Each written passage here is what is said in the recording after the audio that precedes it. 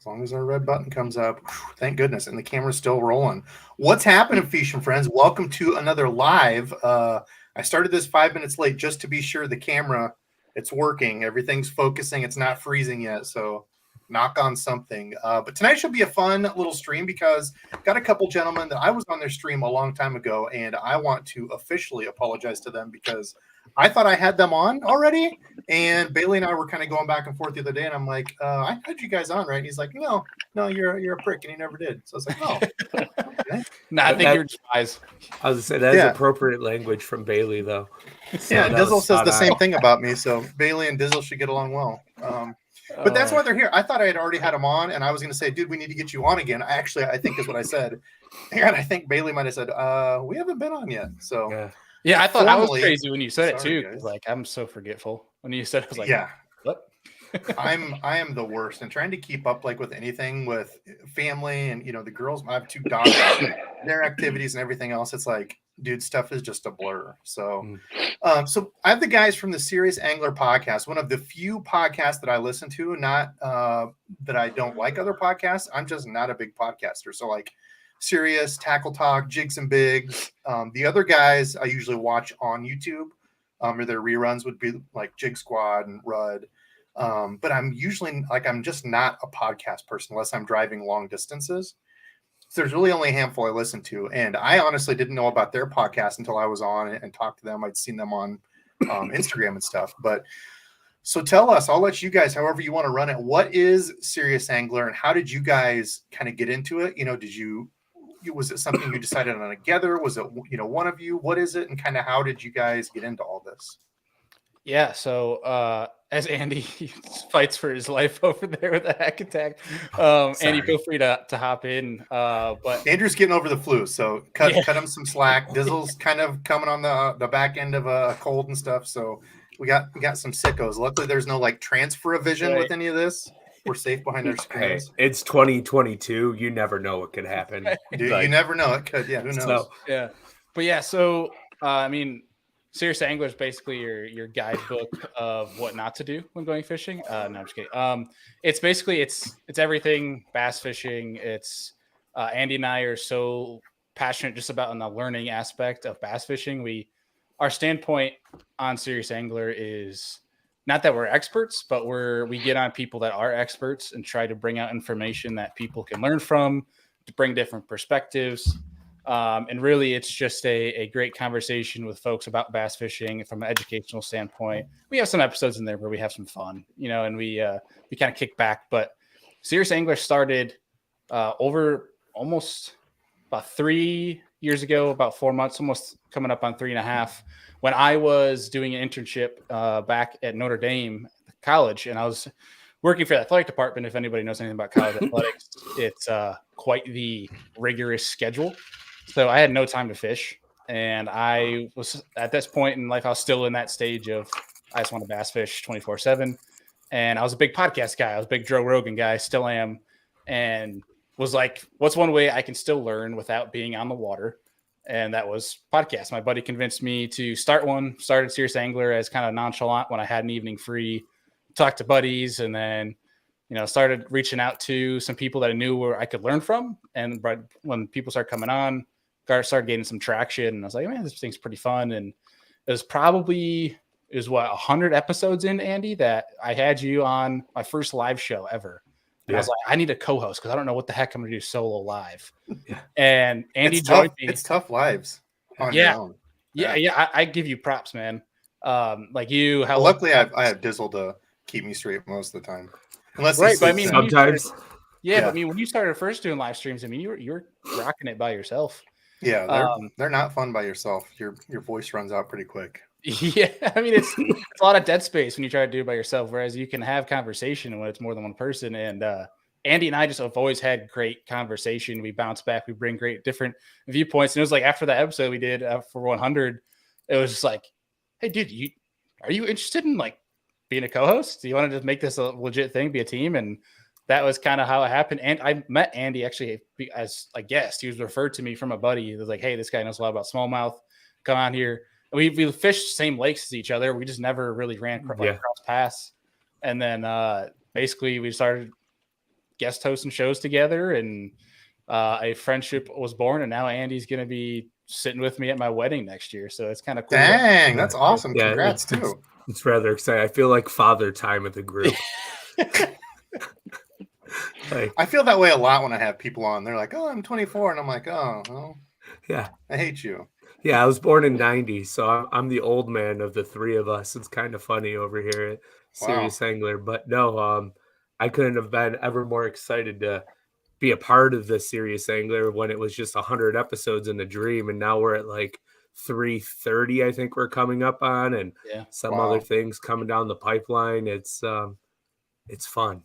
Yeah, we started a new tackle show this year, Debo. That's like right up your alley, man. That Andy's really, the Lure Lab. Oh, okay. Yeah. So I'm sorry. Did you say you feel like the old guy being born in '90? Yeah. we're 80s babies. So 81. 81. Yeah, you are old. I'm surprised you can even get to the computer anymore. Oh, geez. I don't know how to do the things. Get you a walker for Christmas. Okay, so interesting. Yeah, I was thinking you guys knew each other before that, so I was completely wrong. I guess I didn't listen well when I was on your show. I don't know if we've ever truly laid out like the full story either. So I don't know if we did get into that. Yeah, I don't know that. I think we just said that you guys have met fishing, and I don't know that we did. I don't think we ever did, like, even on our own show, like talk about the inception of it all. So here we are. You're here to hear, folks. You all are welcome. Real quick, David Rauschenbach with the $10 bomb, the shipping fund. I do have a giveaway. I'll get that here in a second when these gentlemen are talking. Do a little giveaway here. We'll have a couple things. I don't know. I'll probably do one package. We'll see. But it's just a Metanium. No big deal. I wish, dude. I wish I could give it. There's Dan Metanium giveaway. We did do on a members. We hit 100 members. We gave away a Daiwa Zillion, my favorite reel that has ever existed. So I set the bar high. We're gonna have to see something special at 200 members. But like Dan has there, the little member symbol by him. Everybody that's a member, I appreciate you all so much. Dave, anybody that donates, I never ask for the money, but any of you guys and gals that do, super cool. I appreciate the hell out of y'all. David, that will go to the thermal printer fund. I've almost burnt through a whole roll. So there you go. Take a drink. I said thermal printer. So Serious Angler. So, okay. So you guys, hey, I'll take a drink of that. Cheers, buddy. So you've fished the same lake. So what did your fishing experience look like growing up? Because I asked people to on Instagram, add you guys on, got a number of different comments from folks saying, oh, cool, this will be a good one. We'll get into some of Bailey's stuff and Andrew's, how you guys kind of differ, but how did you first kind of start getting into fishing? Because I think a lot of people see, maybe even Bailey now or Andrew's stuff, whichever one you follow or both, see them fishing out of a big boat or see them, with a tournament trophy and just think that like, oh, these guys have just been hammers forever. Everybody that I've ever talked to fishing has not always been great at fishing. You don't start out great at something. So how did you guys kind of dip your feet into it and get to where you are? So I'll let you tell kind of where you're both at, because you each kind of have a little bit of a different route that honestly I probably should have broke you two up and done like 2 episodes because it's cool. But tell me a little bit about that. I'm gonna go get the I'll be right back, but getting the giveaway stuff. Yeah, take it away, Andy. All right. So hopefully I don't start going into a coughing fit here. But basically my whole fishing story started when I think I was like 8 or 9. And I went fishing with my best friend at the time. His name was Matt. I went fishing with him and his dad, perch fishing with bobbers and worms. Nobody in my family fished, and pretty much still is the same to this day. My dad will go fishing with me every once in a while. But the turning point for me was in high school when I became like an avid steelhead fisherman. So for those who don't know who I am a full-time licensed bass guide now here in the great state of New York. But during the off season, I chase steelhead around. But then it kind of progressed. End of high school, my best man in my wedding, Sean Firkins, him and his dad were huge bass anglers. His dad has a Allison XB 2001. It's like an 85, 86 mile an hour bass boat. And that was the first bass boat ride I've ever been on. And I've been hooked on bass fishing and going fast ever since.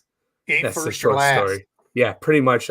So quick, funny tidbit story. We're fishing a Wednesday nighter, a 3-hour derby. And my buddy's dad, I'm fishing with him. Sean was fishing with another friend of ours. and his dad is pulling rods out of the rod locker as all the boats are taking off. And I go, why aren't we going? He goes, we'll pass them. Don't worry. Not a clue what's going on, like how fast the boat was going. And I think we had 23 or 24 boats that tournament. And I kid you, after about 4 miles, we passed every single boat going upstream. And then he almost threw me out of the boat when we stopped at the first stop. And I was like, yeah, this is fun. Need for speed. Yes. And now I have a very fast boat myself. I do not. Yeah. That's right. Oh no, you have a Torpedo now. So you're no longer paddling. How fast does that go? The fastest I've gotten is 5.5, whopping 5.5 miles per hour. I wonder what mine will. So my real quick, because I know you guys are going to be really jealous of it. I have an 11-foot old John boat from like 1982. I have a sweet like 40-pound thrust trolling motor on it. People give me crap, but it's essentially the same thing as a kayak with an electric motor. It gets you around.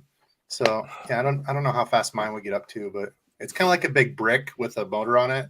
Doesn't really like cut water. It just kind of pushes everything. Yeah.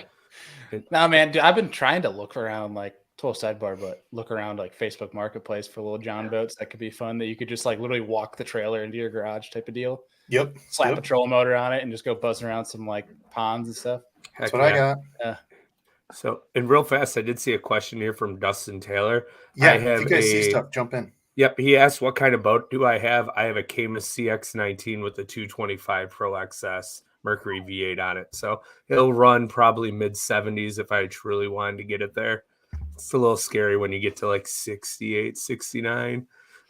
Especially when Andy's driving. No holding back. Ricky Bobby, baby. Ricky Bobby. He ain't first or last. If it's going, it's going. But once it starts shining, like I'm like, ew. And that's about the sweet spot. It's like 68, 69. Yeah, I had a total different upbringing into fishing. Always like fish from the bank when I was like real little. Couldn't remember first bass. And my dad bought our family like this old Bayliner that could be like, we tried to say we used it for fishing, but it was more like fly the boat into a flat, put down, and like you're just drifting wherever the wind takes you. No trolling motor or anything. Throw in just straight sluggos, whether it was slick calm or if it was blowing 30 miles an hour, sluggos every day. But I got hooked, and basically he sold the boat because couldn't keep up with boat expense at the time. And then we got into a 2-man inflatable kayak, which was petrifying. But we made it work. Like sketchy. Yeah, it was sketchy.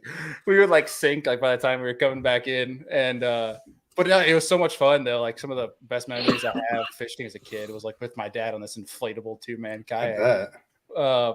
But then after that, like I was hooked. So we got rid of it. Obviously, it popped, and got like these Walmart kayaks, the Pelicans, and he just couldn't keep up with me, like the demand of fishing. So he'd take me to the lake, drop me off, come back, pick me up for dinner, and then by the time I could drive, I was stealing his truck every day. Still in the kayak and still in a kayak today. Like, I mean, that's kind of the short synopsis of it, but always been in a plastic boat, and I've been fortunate to have friends that have boats like Andy here. But the kayak has kind of taken me down a path for my career a career of fishing as of right now, for tournaments and traveling around the country and a way to go compete at a pretty big level, which is cool.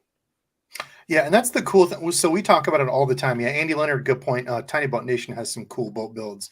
Yeah, I've been looking around as well, Bailey, looking for like I would like to get a 16-foot John boat so Dizzle and I could both fish out of it. Yeah, that's my dream, is to find like a 16, even an 18 if I could. But stuff down around here is just you can't find it. But I'd love to find like an old one and fix it up. Me and Dizzle put a deck on it and just kind of do a series of that. I think would be a lot of fun. So yeah, good call, Andy. Also, that's a hog you got in that picture, dude. Good catch. So as that's one of the points I want to touch on. So real quick, I will say I've got a Serious Angler inspired lipless that I painted up. It is not that blue. It looks very blue here. It's actually black and white with blue details and blue glitter. And I'm testing out a new. I don't know why it looks so blue. Do you want to cut to just you on that pic? I don't know if that's really going to help it. It looks very blue. I think it's my light. I've got like the light thing here, but Okay. I say let it Oh, that rock. looked a little bit better. As you tilted it towards the whiteboard, it looked a little bit better. yeah, I Tilted, don't know. yeah, So that. anyway, I'm testing a new coating on this. I did sign it. So whoever gets this, no keeping it up as a wall hanger BS. You've got to fish it. And I asked that you give me some feedback on how this finish works, the clear coat. I also did a tried and true that came out pretty cool, a chrome and black old school spook. So I got both of those in there, both of those signed by me. And also I know both of these guys do some tackle making stuff too. So we love tinkering. So both of those going in, and then of course I'll throw in some other goodies to a box to somebody. So we'll draw about usually about an hour-ish. But that's the cool thing, whether you're a bait maker, whether you're fishing tournaments like Bailey, whether you're guiding, whether you're working for a fishing company, whether you are doing marketing, online marketing, running somebody's Instagram. There's so many different things you can get into in the fishing industry. It's, I think back in the day, people just thought, well, if I want to fish full time, I got to be a pro tournament angler, right? And there's a bajillion different things you can do off that. So that's kind of leading into my next question. So for both of you, and you kind of already touched on it, your guide service, Andrew, what do you like and what do you find as a challenge guiding? And then Bailey, the same thing for you. So I don't know how far you're going with, I haven't really got to talk to you about it. With the tournament stuff, is that a small portion? Is that a big part? Are you full stream into that? What do you love and what do you find challenging for both of you? Yeah, Andy, lead it off. So with guiding, to be honest, it's not even so much the clients that's the hardest part. It's having enough weather-friendly days to be on the big lake to constantly kind of figure out what is going on. For me being a full-time guide, I'm still relatively young on the lake, like 10 years, 12 years experience on Lake Erie. But the fish set up very similar every year in the same areas. But the issue is a lot of times we'll get like 5-6 days in a row where we can't get out there at all. And then Sure. all of a sudden the first day that you have free to get out, it's right into a guide trip. So you spend time trying to figure out what is happening on the lake after the wind's blowing a certain direction all week. That's probably the hardest part. And then the easiest part is just putting people on fish usually, honestly. Like, we can go out and catch a ton of 2-pounders. Finding really big ones is the tougher part come summertime. And how does that work? Sorry, I'm dummy when it comes to guide stuff. So if you're somebody good. pays you $200 or whatever for the trip, do you get paid no matter what, whether you guys find them or not? Or is there like, listen, if we don't find them, I don't charge? Like, how does that go? So if we don't catch any fish, I'm a terrible guide. I should not be a guide. I'll throw that out there right now. But no, for smallmouth, I can almost guarantee that we will catch smallmouth bass. I have probably 1,000 to 1,500 waypoints on Lake Erie, just in a little, like, we'll call it a 25 square mile section of lake around me of just rock pile that I will run and burn my entire tank of gas to the ground to find To fish. make sure they catch them. Yeah, and there's always like little hidden things where you're not going to catch a ton of fish, but you'll have a shot at a big one. Or if you're really struggling, you just got to get fish in the boat. You can run to and catch a bunch of like 2-3 pounders. But I really try to pride myself on putting larger than average smallmouth in the boat using artificial only when it comes to guiding. A lot of guides over here use natural bait like crawfish, shiners, leeches, Manners, yeah. Trawler. Yeah, when you say larger than average, what are you talking for size? So in the summertime, an average smallmouth is probably 2.5 to 3.5 pounds. I try to aim for a 20-pound bag every time we're on the water. Like, my benchmark is 20. Had a couple days in July where we had 27 and change for our best 5. Like, without a 6, like, bags like that is what we try to achieve. When you live in Great Lakes country, it's a different breed of fish. Yeah. It's completely different. Especially they get on their fall bags. I mean, the schools you find, you're catching 2.5 pounders like every single drop. When it comes to like mid-October, November, those fish are all now 3.5, 4 pounds because their bellies are they're blimps. That's so crazy. Fun, yeah. And how much? So that's something I talk about too. Like, I don't honestly have a stance. There's no hill that I would die on for electronics. Like, I don't care about live scope and stuff. Cool if you have it, use it. But I think, like Andrew said, that's, obviously that's one of the powers of having electronics is not only does it cut down your time you're finding stuff, but like you said, I've got 1,000 waypoints. So every time he goes out now, he's got that, as doesn't mean he'll catch him, but he knows where, these structures are, whereas if I were to go out every time, I might have, a general idea, but if I'm drifting it or fishing blind, like. Yeah. Gives you options. That's for dang sure. Yeah. So, hey, real quick, I was just going to ask, you guys are out on the East Coast in New York there.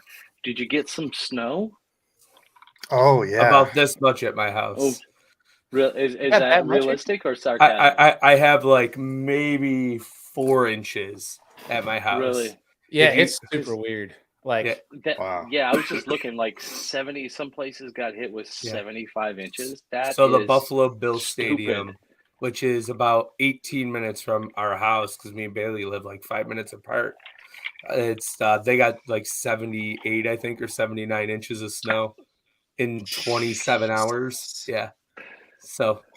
Yeah, Holy which is crazy. crap. So, like Andy's mentioned, we're literally 5 minutes apart, and I probably have a foot to a foot and a half. So the closer you get to that band, like this tiny band that came through Buffalo, and that's all like lake effect stuff, right? Because we live right in the middle of the chute of these 2 Great Lakes, so you're getting hammered in the winter. That's ridiculous. Yeah. So Bailey, what about your side of it? Yeah, so for me, I mean, I've always been competitive my whole life. Always been an athlete. That was the reason we talked about the internship earlier in the podcast. That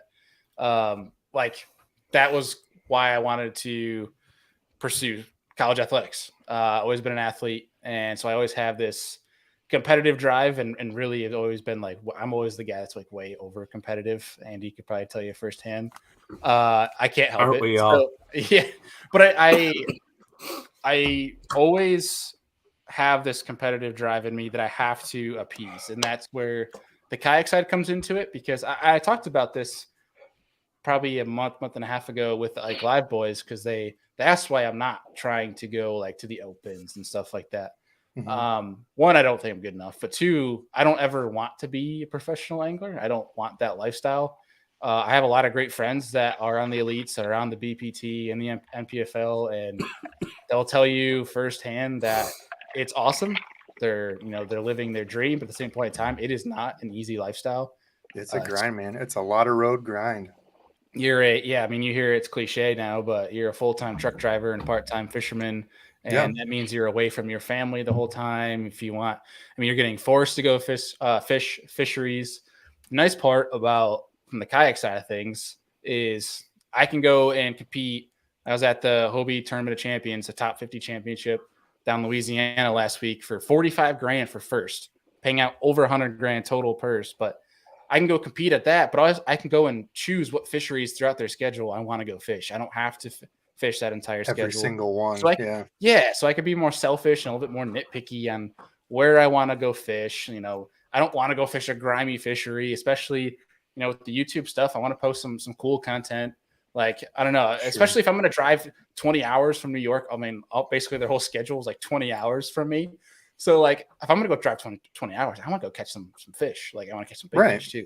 So I don't know, that's always that having that option there has always has been my competitive fix, but I also love the fishing industry side, which is my full-time gig working PR, which has been fun working with you, Devin. Like it's cool to have both sides of it and also not be forced into this. I think, and I've talked about this in meetings on both sides of pleasure and work, that the idea that there's only one career in bass fishing, and that's professional angler, is a complete myth. Like I should say myth, but it's false. There, especially nowadays, there are so many different angles or career paths in this industry. Like from a YouTuber, from a podcaster, to working in the industry, from bait making, from being with a brand. Like there's so many different angles. You see videographers and editors now. That's a massive niche. You can't get enough. Demand is like skyrocketing. So I don't know. It's super cool to have both of them for me. I don't ever want to be a pro angler or known as a tournament angler, but I do it because it's fun. I'm competitive, but I can also still, have the other side of things. Yep, that's kind of the same thing for me. As YouTube, I still have a full-time job. Honestly, I don't have the balls to go full-time YouTube, man. There's guys that have taken that plunge, and some people are really good at it, and extremely confident, and that they're a good fisherman. I'm a very average angler. I love to fish. Like, I will go out and fish with anybody. I don't care how good you are. I just like to fish. So it's kind of the same thing for me. I don't ever want to be known as just like one thing, trying to go to that. And I think especially with like the way the economy and stuff is now, it's not a bad idea to have money coming from different avenues, different sources of revenue coming in. So that's interesting. Yeah, great point, Bailey. That was something I wanted to bring up with both you guys. You're both very into fishing and kind of in different ways, which is really cool. So for you guys now, I think you're in the same boat as me, like we just talked about, a bunch of snow. So you're probably not fishing a ton now for the bass stuff, but throughout the year, and I mean, we can go, I don't really care what season. And I've been really bad at looking at comments. So everybody get your questions ready now. Now we're going to start peppering these boys with stuff. We've got about a half hour in. So for anybody just joining, about 189 people, invite your friends, invite your grandma. Let's get this stream going. Doing a couple giveaways here, a couple little custom paint jobs by me. These are not blue. That's black and silver. And this one's like white and black with blue accents. Lighting is really crummy. I think it's that LED light, but a couple giveaways, and I'll throw some other stuff in. So for this year, for you guys, I'm going to ask one if you can, but let's say a couple. Do you have a couple like lures or rigs that really excelled for you that you'd be like, listen, if you guys haven't fished this, or it's something I've used forever and it still works for me, like, where are you at? Where are a couple for you that were like, man, those were the deal? You mean like you said this time of year, or just no, anytime? No, I was saying you guys are kind of like me. This time of year, you're probably getting snow and it's cold as hell.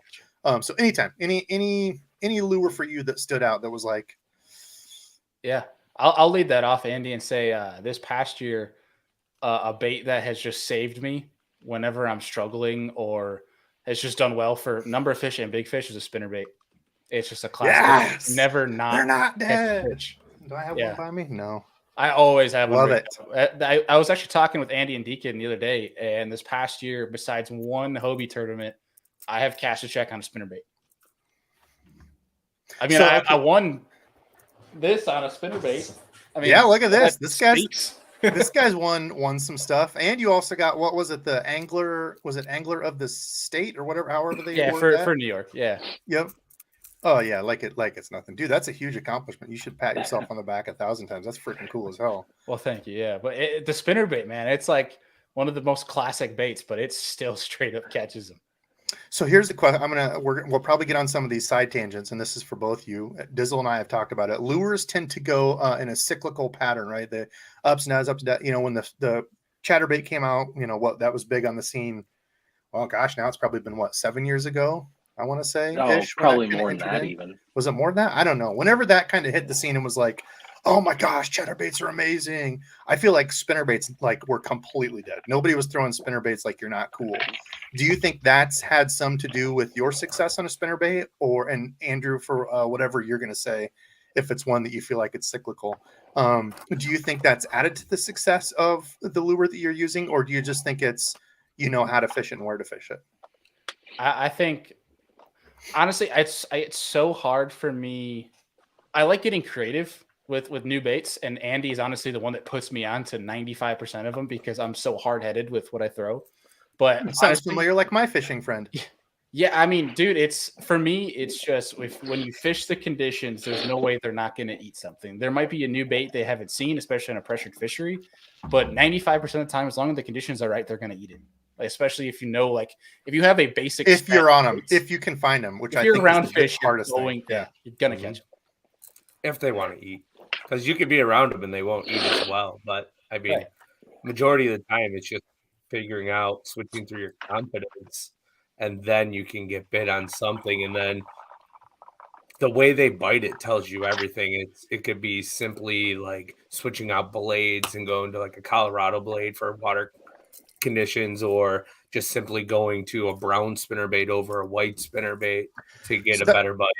So that's a good question. I've got a few actually like this for both of you. How do you know? So let's say the spinnerbait bite, they're maybe just kind of nipping at it or just kind of swiping at it, right? So that generally that's a sign that you're on the right track, but you've got to change up a little something, right? If they're not really eating it.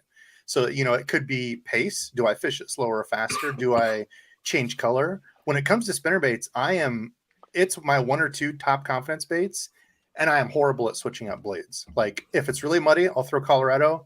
Otherwise, I'm usually throwing like double willow or like a tandem. And I don't mess with like blade stuff at all and still smash them on a spinnerbait. So how would you guys get into like when you make those little switches? Because people ask me this all the time. Probably two of the biggest questions. How long do you fish a spot? And when do you know when to switch the lure? So like in those instances, when have you guys had success making one of those little switches? I feel like that's a question that's like completely that's completely loaded, right? Let's go to color. Have you had an instance somewhat recently where you're like, I need to switch up the color and it made a ton of difference? Yeah, I from the conversation of spinnerbaits, usually if you're having them short strike, you're bumping it. My first move is going. It depends what I'm starting out at with. Usually, I start with a half-ounce spinnerbait, pending what depth I'm in. But if that's what I'm starting with, I'll bump down to like a 3/8 or something lighter. That way, I can work it slower. If they're still bumping it, one change I've done, I did it back at Eufaula this past year, was I had just straight white spinnerbait, silver blades, and what I did is they were bumping. Some of them were bumping it. Put a little chartreuse under the belly of the swim bait, like right under the hook, and every single one had it right to the roof of their mouth after that. Just add a little chartreuse under the belly. Like with a spike it pen or whatever. Yeah. It's so hard for me to change completely. Like if the color I'm throwing matches the forage and the the contrast of the watercolor, if it makes sense to me and they're not eating it, I'm switching baits completely. Like I'm going to go from a spinnerbait to flipping something or a chatterbait. Something. That's kind of the way I am. Like I'm really bad at making subtle changes. I just switch. So that's a hard question for me. Yeah. Whereas Andy's got like 42,000 colors of Senkos. So if they're not eating one color, he switches to 42 others, but then he ends up catching them anyways. So well, I found that 58% actually ate it when I switched to it. For Senkos, I have 4 colors. 4. Okay. 4. No, but the spinnerbait thing it's kind of funky. There's only one blade combo I really like, and that's a silver and gold hammered willow blade. It has to be hammered because it reflects light for me in all water conditions. But like spinnerbait skirt color, it's white chartreuse, and then something with a little bit of brown in it. And I like brown earlier in the year. And blue got the same way around here. Blue go around spawn crushes. Yeah, and that's about the only time I'll throw brown, but 99% of the time it's white and chartreuse with silver and gold hammered nickel blades. Like that's just the best for me. And we'll ask both of you, Bailey and Andrew, what's your favorite spinnerbait if you could pick one? Ooh. Big accent guy. That's actually who was that? Be the fish. Yeah, big accent guy. Hey, do you guys have you? As far as whoops! Oh my god, I wasn't even looking. Yeah, we jumped into your chat as well. That. Yeah, why are you typing in here and talking? What the hell are you throwing? We're just talking with your folks, man. Yeah, that's what we do. I thought this also throws me off because you're not Bailey like on Instagram. I hate when people's stuff doesn't match. Because like when I go into my messages, I'm maybe on Instagram. You know what? But look at it. BE is Bailey Egbert. So I see that now. Yeah, you see the photoshopped fish in the profile picture. Well, I see that now. I wasn't even paying attention. Anyway, so this is a shout out to everybody. It pisses me off. Number one, when people change their avatars, quit changing your effing avatars. Like GFan, when I see the G, I automatically know it's GFan. Quit changing your damn avatars and make your Instagram and YouTube names match, people. Because then I can't find you. Anyway, I mean, you can't always necessarily do that, buddy. Sometimes they're taken. Well, that's your problem, not mine. Don't change them, make them match. How about yours, Andrew? Oh, no, I just lost my sidetrack. I'm sorry. What do you mean? Favorite spinnerbait fish? So I throw War Eagles, old school War Eagles. Yeah, they just get bit. And then I have a couple more expensive ones. Like OSP makes a really good spinnerbait. Megabass SV9 is pretty decent. But my all-time favorite one you can't get anymore is the original sized Jackal Super Eruptions. I have one left. So if anybody has any that wants to donate them to me, I will gladly buy them. I just need to say real fast, you had me at War Eagle. Yeah. Yeah. So when we're talking about switching out and stuff, Randy's like, well, I'll throw a jig. If a jig doesn't work, I'll throw a different jig. That don't work, I'll color the jig some other color and throw a jig. Yeah. And it's like, oh, I had something that I thought might have been a bite on a jig. I'm going to stay exactly right here for 4.5 hours. And keep throwing a jig. Okay, so we got your favorites. Through the year, did you have any lures that kind of flopped? Like either performance or like it didn't live up to what you thought it would be? Anything where you're just like, man, this just wasn't the... Or if you don't even want to go that route, something that you've had confidence in, you've liked before, and like, dude, this year I couldn't get a bite on it. It was weird. Ooh. See, so the first part of that question doesn't apply to us Northerners because our fish are dumb and they'll eat everything that moves. Are we talking pike or bass too? Bass. Yeah, we just land of dumb bass. Man, that's a tough question. Andy, you go ahead. I don't know if I have anything yet. Oof. Mine real quick could be a wacky rig. I think I can count on one hand how many fish I caught on a wacky rig this year. Last year, I'm confident I could have thrown a wacky rig in my tub and caught a fish somehow. Like it was just insane how many fish. This year, nothing. It's weird. Like, oh, I got one. I threw the crap out of it and I didn't have as great of years with it as previous years, but a trap. Olympus. I only had a couple good trap days this year too. No, mine's a chatterbait. I think I only caught like 2 fish in a tournament all year on a chatterbait, and normally that's like a go-to for me. Just one of those days, one of those years. I think though a lot of it was the fact that I didn't fish a ton of largemouth this year. So you fished largemouth like twice. You're on Lake Erie in 40 foot of water. Of course, they're not. That is true. That is true. But I mean, did get lucky and win 2 of the 4 largemouth derbies I fished. So that was fun. Very true. One of them was with Bailey. That's the only tournament we fished all summer together. Yep, everybody's fishing docks and we're throwing 12-inch ribbon tail worms. Yeah, it was wild. That was fun. Lots. I like that there's also fish talk going on in the people leaving there. I was going through how long people stay in a spot. Braden says nickels. Yep, for spinnerbaits, there's 6 cents. Terminators, like that's the cool thing is we got people going off on their own little side adventures. I am behind on comments, but okay. So another one, Mr. Mike Vogel, who's always on a great supporter of the channel, said, okay, so as a bank angler, I do a lot of bank angling. I've got a lot of bank anglers who join me in the fun. He said, as a bank angler who has limited access points, how do you guys go about this could be also in a boat too, but I think really bank fishing. If you were to go to a bank fishing spot, how do you prioritize where you're going to start? So, and then he says, like, is it going to be available structure? What if it's heavily pressured? Are you looking for elevation changes? So what is the main thing? If I just took you guys out on a random day and said, hey guys, we're going to fish this random lake you've never been to, do you have like a 1, 2, 3, okay, let's go fish type thing? I think it's really, your first step is visual looking. There's could be variable to time of year, but the first thing is what is visually accessible from wherever you're fishing from the bank. Like if it's summertime, is there any matted grass? Is there any brush that's submerged? That sort of thing. That's something that's going to create some cover for the fish, because those are the first targets I'm going to go to. Yep. Play it simple, and then if you fish, especially when you fish from the bank, you want to fish the obvious stuff first, and that can kind of give you an idea. Like if they're not on the obvious stuff, then you might have to work a little bit harder. So that would be kind of like the first step, and then let step 2 and 3 kind of follow from there. Okay, so visual cover is what I hear you saying a lot of. Look for that visual cover, and I would take that a step farther and say, especially with pressure, because that was something Mike called out too.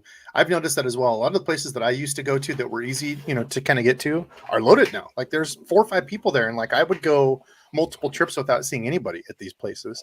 So I would say try to find that visual cover that's harder to get to. I know it's a pain in the butt, but try to get to those spots that are harder to get to, that the regular guy's not going to walk back to, or, mess around with getting hung around, that looks gnarlier. I would say too, stuff. Like if it's not a giant fishery where you can kind of spread out, but like you want to fish, keep an eye on like what other people are throwing. Like if they're all throwing moving baits and they're not catching anything, slow down a little bit. Feel free to drag something. Just do something they're not doing, especially if you don't see. If you let them do their work of burning the bank for you, and drag a worm, drag a jig, something like that. I think those are all great points. I can't say the last time I actually bank fished, so I had to dig into the memory vault of a little lake I used to wade into with my waders. And basically, like, what I would take is a swim jig, a wacky rig, and then just some type of like rattling bait, like a rattle trap or a crankbait, and just literally try to cover as much water as possible. But always trying early in the season is trying to find like sparse, healthy vegetation. And if you can snag that healthy vegetation and figure out what it is, and if it's the right stuff, really slow down and pick that area apart just to try and get a couple bites. And if they don't bite there, they're obviously going to be on something more hard, like stumps or laydowns into the water, or off of main lake points on whatever that body of water it is that you're fishing, and just kind of slowly make your way around. Yeah, that's the same for me. Like I would say when I go out, my first thing is like time of year / temperature. And like that's, I think the biggest thing for me is like what time of year are we in? We kind of know what's the word? I don't want to say nationally, obviously that doesn't make any sense. Per my zone, per my area in the Midwest, I kind of know like that April-ish into May, like it's spawning, April to May, the whole spawn thing's going on. So I know that's kind of the time of year. Obviously fish are going to be up shallower. Is it, then I have to figure out on the body of water, what's the temp? Is it pre-spawn? Are they actually spawning? Are most of them already spawned and moved away? That's kind of my thing. Then like you guys said, it's really the same thing anywhere you go. It doesn't matter. Visual cover. Fish always like to, 1, be safe, and 2, eat other things. So it's like if you can find a spot where they can eat stuff and feel safe, go fish that stuff. Go fish the visible stuff and go from there. Switch up from slow to fast. I did get a question, Basilisk Chap. What's your guys' go-to? And we can even go into line. We don't necessarily have to go just fluorocarbon, but do you guys have go-tos? Andy? I've pretty much gone all cigar when it comes to fluorocarbon. Braids, I've messed around with a bunch of different ones. There's like 3 or 4 that I really like. I like the really like super high carrier count braids that's real thin, subtle, that allows me to cast super far. Like Cigar makes a really good one. The swim bait company that came from Australia, they have one called Cast. That's a 12 carrier braid that I can cast pretty much further than any other braid I found. And then Berkeley, anything that's like 9, 8 carrier strand, Daiwa J braid, Berkeley's is really good too. The X9. Once you get that high carrier, you can cast so much further, and it's so smooth. Yeah, pretty similar in terms of braid. Braid's a little bit all over the place, but fluoro, pretty much all Cigar, Invisex, Abrazex, and then leaders, especially like smallmouth fishing, is Gamma. Oh, Gamma, yeah, I always forget about Gamma. How small of a leader do you guys like? What's normal for you? 6. That's crazy. Yeah, that's funny that people say, we'll have people down here talking about lines and oh, you don't need that, and it's like, well, number one, I could catch fish on 2-pound ice line. I do it every year, but the problem is once you get around stuff, especially as a bank angler, I'd rather be safe than sorry. Unless you're in spots where I say, like the guys up north, they'll tell you if you're not fishing a lot of times 6-pound, fluorocarbon as a leader, those fish are line shy. Like they can tell if you were dropping down a drop shot on 12-pound line, like you're not going to get any bites. And so it's interesting. Can I make a point real fast? Yeah, absolutely. It's not the line size that matters. They can't see 12-pound over 6-pound fluorocarbon. The action. It's the action of the bait that changes completely, and that is the entire difference. If I've tried using 4-pound out there, you get so many more bites, but you lose them all because they're so powerful. So, and it's because it becomes more natural. But speaking on behalf of Gamma Edge and 6-pound test, I'm not afraid to boat flip a 4.5-pound smallmouth with a spinning rod. I've seen it. Gamma. I have it on GoPro. It's true. I've never used any Gamma line. I'll have to check that out. Yeah, like I would say Sunline, Cigar, and P line are really the 3.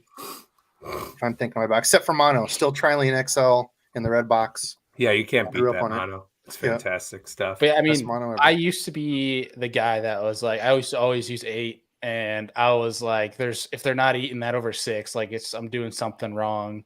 When Andy really convinced me that there's a big difference, especially in the summer, where these fish eating 6 versus 8, and Andy and I had the same exact bait, same exact leader size. I had 8, he had 6, and he went 10-1 on me. I switched over to 6, and we were going back to back. Like it does play a difference. It's very and specific. not only was I catching more, I was catching bigger fish. And as soon as he dropped down, I think literally the second cast after he dropped down, he caught a 5.88. Yeah, and I was like, I told you. it's wild. Yeah, that's interesting too, because I've heard both sides of the argument that one, they can see the line. 2, the line, gives the bait a completely different, a freer, a more natural action, what it should have. And then I've even had like other people talk to me about Shan the man O'Gorman. He's a fisheries biologist, does like private lake stocking stuff. He's even said like the diameter period. So whether it's braid, fluoro, like doesn't matter. The smaller, tinier the diameter, even if it's braid, is better, in certain instances than a fluorocarbon that's quote unquote invisible at 20 pound. Yeah. And it's like, I mean, think about it this way, like braid. I know people talk about seeing braid as like, especially certain fisheries, they're like longer leader line, especially for smallmouth. If you think there's some guys that put 30 to 40 foot leaders of fluorocarbon on, especially when they're casting for smallmouth, and well, not just smallmouth, but in clear water fisheries, because they can see that braid. If you think about it, if you're using a small bait and they can just see that small little yellow stripe, say, on a crankbait, they're going to be able to see your small little line of braid, especially if it's green in a clear water fishery, so the longer leader line. But there's definitely something to think about. The lesser the diameter, the more that bait's able to act freely, but also the less line that's pushing through the water. Because if you think about a fish at night, and you're dragging a worm, there's like a ribbon-tailed worm is a perfect example of a night bait that for some reason catches giants. How do they find that? They can feel that. If they can feel that, they can feel your line coming through the water. So less water that's being pushed, the more it seems like there's nothing attached to your presentation. And it makes sense in my head why you get more bites. Yeah, it's an interesting argument, and like it's cool too, because nobody can say you're actually right. Like we can argue until we're blue in the face, and it's like you can even test it, and there's so many variables that it's like, well, again, it comes down to one word: confidence. I think that's really what it boils down to. Fishing is confidence. This is what happens all the time, right? We debate this, and we're all using 4-pound test, and then the guy goes to the lake with steel cable and a inline spinner, and catches the biggest fish in the lake. Yep. Yeah, happens all the time. We've seen it. Let's see. Randy, do you have any questions? You were down there. G-Fan said you were down there stroking your beard and philosophizing down there about in deep thought. What do you have? Do you have any questions? I haven't heard from you much. I actually do have a question. G-Fan actually brought this up, and I have no idea. I tried looking it up, and I have no idea what it means. The Lake Erie Bill of Rights. Do you guys have any idea what that is, or what actually that is? So it's a federally protected waterway through the United States, and the Great Lakes do have a Bill of Rights that go with them, and there's a lot of environmental issues going on with the Great Lakes because they use them for a lot of drinking water and etc. And now there's a lot of lawmakers and policymakers that are trying to actually institute windmills into the middle of the lakes that we're trying to really fight against at this point, because it's going to affect a lot of like migratory birds and a lot of endangered species like lake sturgeon and their spawning habitat and lake trout. So, and where they want to put them is like right in the middle of like perch spawning grounds and sturgeon spawning grounds. So, and I think that might be something that he's relating to. But yeah, the Great Lakes have like their own federal Bill of Rights that are attached to them. So as far as being, like guiding people and things like that, how would that impact you guys? Like, does it impact you at all, or? So if they do eventually put the windmills in, it could greatly affect us because you can't go within a certain amount of feet of them when they're on the water. Good call. So, yeah. because I didn't they even would be think of that. federally protected through like whatever company puts them out there. Yeah, it's the same thing we have here. That's so so- weird, though. call. Like when you It- sorry to go on this tangent, but like that you wouldn't be able to get that close to, because if you think about it, the offshore oil rigs and the salt, like they're allowed to fish right up to them. Why wouldn't we be Oh, allowed yeah. to fish a windmill? You know, it makes me Yeah. laugh about. I just looked outside because I thought it I saw a because there's flash no- of lightning, but the reason why you can't get close to them is because technically they're electric forming, so it's like power reservoirs. You can't get to a certain distance of like a lot of power authorities that are hydroelectric because they're afraid you're going to blow them up. It all happened when it came down from September 11th in 2001. They put all these like federal regulations near like hydroelectric dams and windmill farms and etc. because it could affect the power grid. Well, they can come arrest me in my Hobie out in the middle of Oh. Yeah, you got that trolling motor on now. You should be able to get away, no problem. But it's funny, like I think about the windmills whenever they talk about them, because right now we're dealing with a lake effect storm. I saw a big flash of lightning. We had some more thunder snow just See, you come jinxed through. it. Now you're Yeah, gonna have but, another thunder snow here. Yeah. Oh, we only got an inch. But yeah, no, it's actually I can't see my neighbor's house out the window. We have a snow squall coming through at the moment. But we get gale winds on Lake Erie that come from the west, and the lake literally lies west to east. And I'm like, I wonder what would happen on a day like today where we have 60-mile-an-hour southwest winds and 14 to 20-foot waves hitting these 150-foot tall windmills, and they're just freezing. Yeah, wouldn't they have to like blow them up or like destroy the hell out of them or something I'm like sure that? Like, it would not be good. I wonder how fast you that can't moves. you can't just spray some Pam on there and it'll keep the ice off of it, you know. Oh, and that's the other thing too. Like, what people don't realize about a windmill is it's just not gears and a big steel thing spinning. It is pumped to the gills with hydraulic oil. So if one of those cracks and falls in a lake, you have a huge environmental impact of oil just running through the Great Lakes. I was gonna say let them try it, and that way we have some more offshore cover we can go fish. But now that you said that, we can't get close yet. Yeah. No, I'm close. You might have just started the whole petition now that people know they can't fish on them as cover. Yeah. Okay, so I've got another question. What's your favorite? Actually, I'm going to back up a step. This was one of my first questions I had pawned for both you guys. Dream day, we can go out. You can do whatever you want to catch fish. What is your number one favorite way to catch them? Whether it's going to work or not. If you could just like, I guarantee I'm a genie and I can guarantee this bite's going to work for you. What is it? I have two. Okay, what are they? A-rig and a crankbait for smallmouth. A-rig. I am not an A-rig guy at all. There's something about a 4+ pound smallmouth derailing an A-rig like 80 feet away from the boat. What's your guys' rules there? 5 hook points. Let her So in, baby. Really? So we can have some fun. Oh yeah. Dang. When you said it, We have you're what, like, oh, 2 God. or 3, Debo? 2, yeah. We Two? can only have 2 here.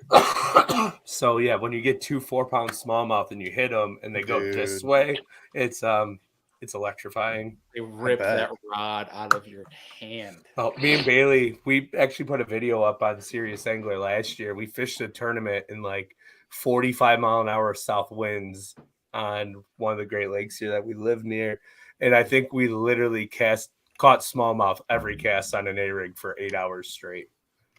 Yeah. And then did it again in Santa suits. yeah, and I then couldn't did it again imagine. in Santa suits like 3 weeks later. Yeah, that is a fun bite. It is, especially up here for these fall smallmouth. It's kind of similar on the swim baits, but like a small single finesse swim bait on a spinner rod, that's my go-to. I love that. Okay. I love on a football head though, like counting rocks, slow crawling over the bottom. That is my absolute. It's almost like a favorite. wobblehead type deal. Catches them all time of year. And see that, so that's the interesting thing. I think bank anglers, so many of these things that people talk about will work if as a bank angler, so for example, people talk about like dragging a jig.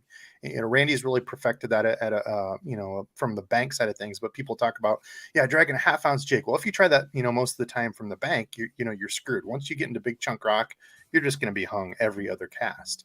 But so like you're saying, that's kind of a different way you could go about it. Is you might go deeper, if you're in the kayak, doing, I don't know, 3/8 or 1/2 ounce or whatever, slow rolling that. But, even from the bank, you could go down to like a little, I know VMC used to have those like little, Yeah, like a little 1/8 ounce or a 3/16 rugby head that you could rig like EWG. So, the same thing. There's different ways you could adapt that.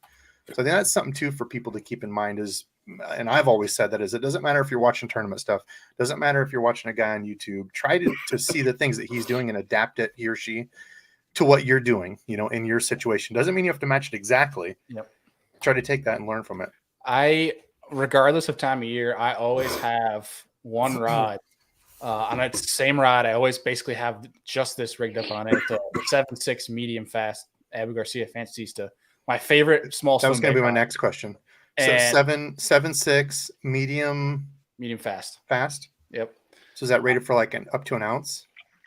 Yeah, I think it's like 3/4 ounce, something like that. Yeah. One, it can just bomb it, but it's just one of those rods where if you have a braid to fluoro, basically when you get bit on that single hook, especially when it's that lighter wire, you don't even have to set the hook. You just kind of reel and kind of let the fish do its thing. But at all times of year, I have a swim bait rigged up on it. Like the colder months, like early spring, late fall, I usually have the more football style, or in the summer, if they're deep on rock or on bottom, I'll have the same thing. But I love throwing an 1/8 ounce little ball head, especially when they're up shallow with like a 3.5 or a 3.8 or 3.8 inch. Well, that's a rage swimmer or a Kitech. That way you can hover that sucker above the grass, whatever you're fishing. The one thing for folks, my bait that I know will always catch them. We talked about earlier the swim bait, but the one bait that I have as my foolproof, I need to get a limit. There you go. Is an Okashira head. For whatever reason, talk about those too. I haven't got to put much time in. People say they kick ass. Just make sure you have a good backwind when you cast it. Don't cast it into the wind. Yeah, it casts horrible, but that sucker catches freaking fish. Yeah, actually, I just talked about that. So what do you think it is about it? Is it just that little subtle vibration and flash? I think that's it. That in comparison to or in combination with that little paddle tail, I think that's just the one minute difference that you can have that those fish don't see. Because between that blade and the tail, it keeps it just hovering on top of that, above these fish. I don't know. There's something about it, dude, that I've gone behind people when no one's catching anything, slap that sucker on, go behind people, and I'm catching fish every other cast. If I'm not getting catching, I'm getting bumped. Yeah. And how about these? So this, real quick for both of you, I just did a video on these. Do you guys do this much? Andrew, you might from a boat more like a Demiki rig type. So this is the Yum Sonar Minnow. I just got a bunch of these. But there's a bunch of different ways you could rig these. Like a little belly-weighted hook. I was popping it. It looks pretty cool. I was talking about this. I'm actually going to rig a Kitech up on it just to show people. Yes. But if you've never seen one of these, that's the juice. It's from Mega Bass, and it's got like a little propeller. So it's it kind of vibrates. It's a finesse swim bait and a spy bait put in one, basically. Okay. Sorry, Andrew. I didn't mean to jump in there. No, I was just saying the Okashira head too. I like either a 3-inch spark shed because it's a little bit smaller profile than the 3.3, or a 2.75 Kitech, it's a 2.8 Kitech, and the Rage Swimmers do 2.75. Yeah, so I like the 2.8 size sub 3 on that Okashira head just for whatever reason. It doesn't cast worth a dang, but I feel like you get so many bites. Yeah, the Sparky is the best one for that. Sparky by far. So on these, how are you guys working it? Are you kind of bouncing it off the bottom? Are you yo-yoing it? Are you finding it at a certain spot?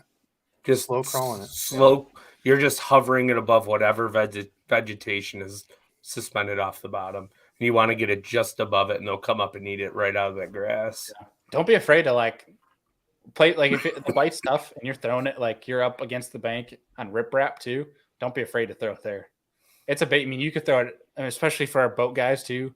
You can throw that sucker out for schoolers. That there's times on the Tennessee River where you see them schooling and you can't get them on top water. You can't get them on bigger swim baits or anything like that. You throw that Okashira head and is it shear or shira? Because I've been saying shear. You've been saying shira, Andy. Yeah.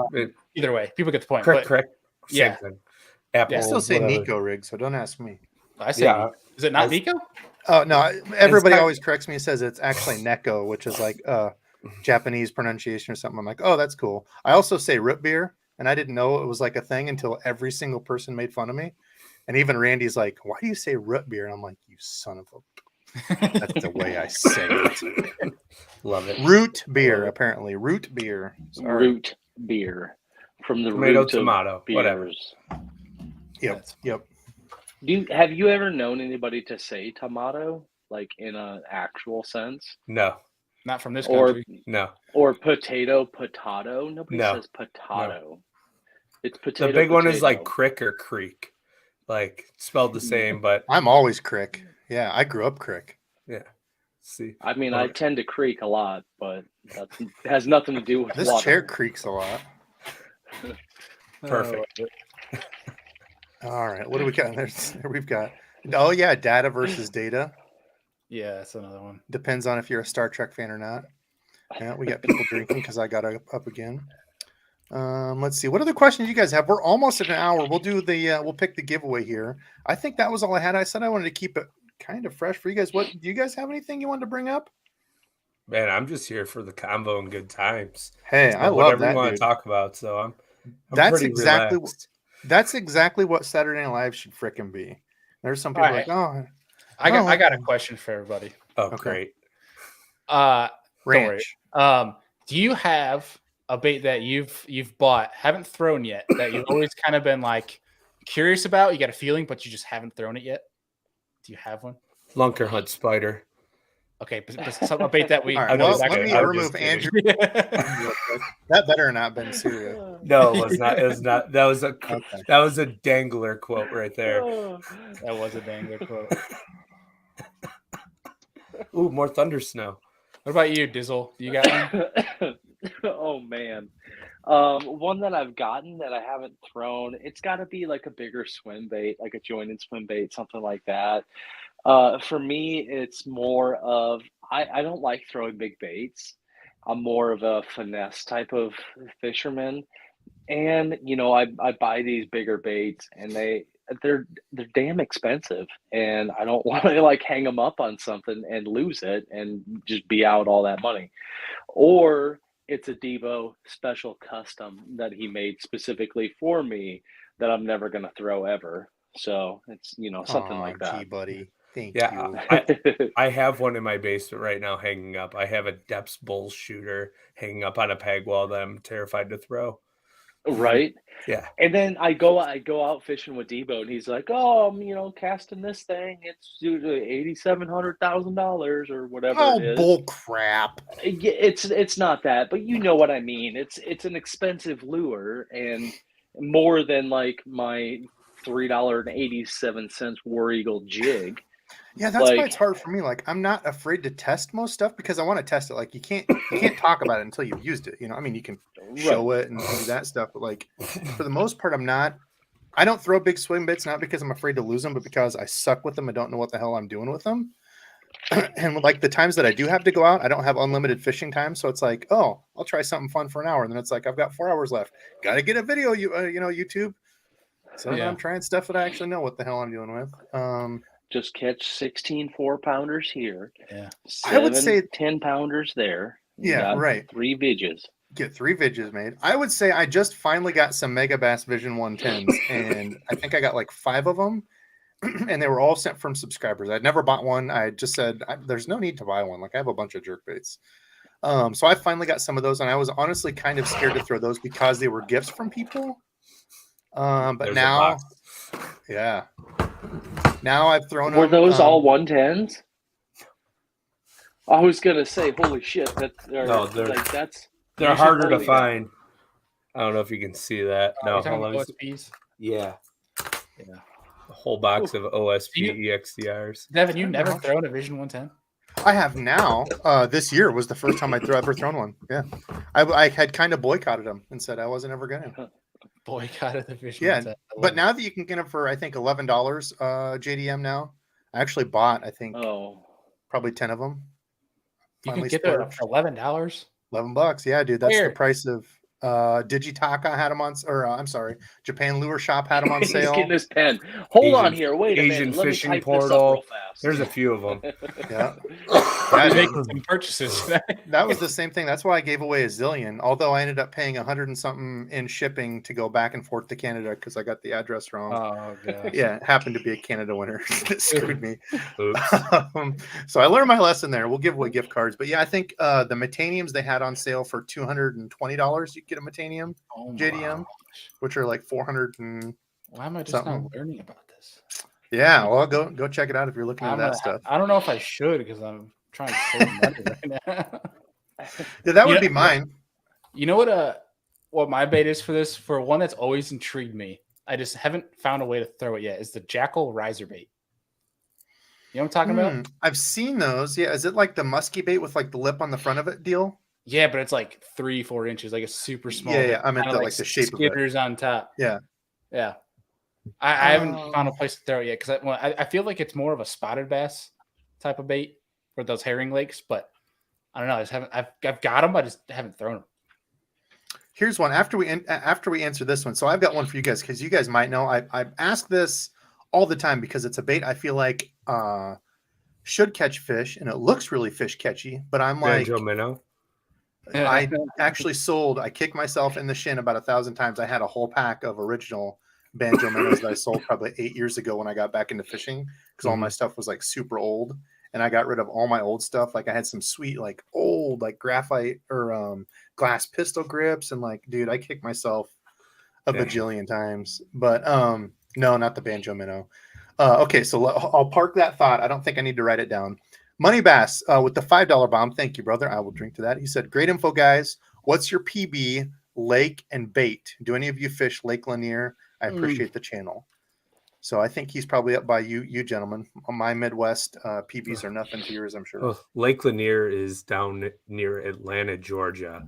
Unfortunately, it's a huge spotted bass fishery down in the southeast. So unfortunately, it's like 15 hours or so from my house. I'm in Buffalo, New York. My PB smallmouth is just under 7, and the same with my largemouth. Bailey's got me beat on the largemouth. Exactly. But Lake Erie, Buffalo, New York is my home lake, and then basically every Finger Lake is 2 hours from my house. Yeah. One thing, if he's asking about Lake Lanier, that is like a top of my list right now. A place I just want to go spend a couple weeks and fish, especially this time of year. This time of year, or like February, March. Yeah. Apparently, it's really, really Let's good. take the Cayman. No. Deal. Now you're sucked in. We got to go. Great. PB for me is a 6 pounds, 10 ounce for smallmouth. Largemouth is 7 pounds, 2 ounces, both in New York. Come close to beating it in the South, but come up short of 7 for largemouth. But the bait for smallmouth was a drop shot. It's a flatworm. And the bait for the largemouth was an A-rig. On your favorite technology, Devin, of forward-facing sonar.